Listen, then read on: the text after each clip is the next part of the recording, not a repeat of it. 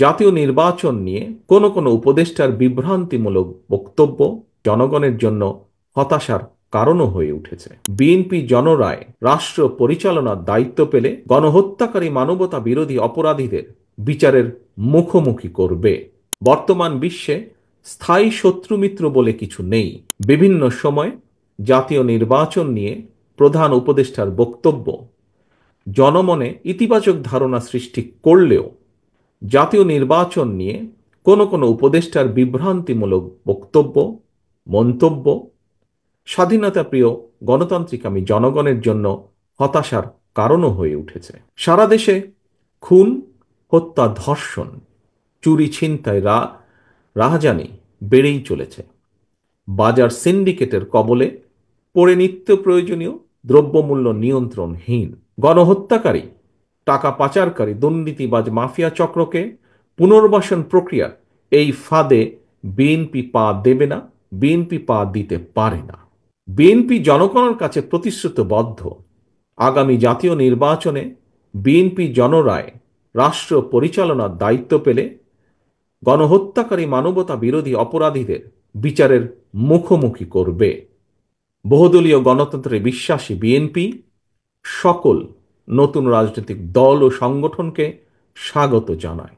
তবে নির্বাচনের মাধ্যমে গ্রহণ কিংবা বর্জনের চূড়ান্ত সিদ্ধান্ত জানাবে জনগণ। দেশে একটি অবাধ এবং সুষ্ঠু নির্বাচন অনুষ্ঠানের জন্য নিরপেক্ষতাই হচ্ছে অন্তর্বর্তীকালীন সরকারের সবচেয়ে বড় পুঁজি। কিন্তু সরকারের নিরপেক্ষতা নিয়ে ইতিমধ্যেই জনমনে সন্দেহ, সংশয় সৃষ্টি হয়েছে। নিজেদের নিরপেক্ষতা বজায় রাখতে আমি বাংলাদেশ জাতীয়তাবাদী দলের পক্ষ থেকে অন্তর্বর্তীকালীন সরকারের প্রতি আরও সতর্কতা অবলম্বনের আহ্বান জানাই। পররাষ্ট্রনীতির ক্ষেত্রেও বিএনপির দৃষ্টিভঙ্গি সুস্পষ্ট। বিএনপি মনে করে বর্তমান বিশ্বে স্থায়ী শত্রুমিত্র বলে কিছু নেই, বরং একটি দেশের সঙ্গে অপর দেশের সম্পর্ক হবে পারস্পরিক স্বার্থ রক্ষা, প্রয়োজন এবং ন্যায্যতার ভিত্তিতে। অন্য দেশের সঙ্গে সম্পর্ক রক্ষার ক্ষেত্রে আমাদের নীতি সবার আগে বাংলাদেশ। বিএনপির বিরুদ্ধে ষড়যন্ত্রকারীরাও কিন্তু থেমে নেই, তাদের চক্রান্ত থেমে নেই।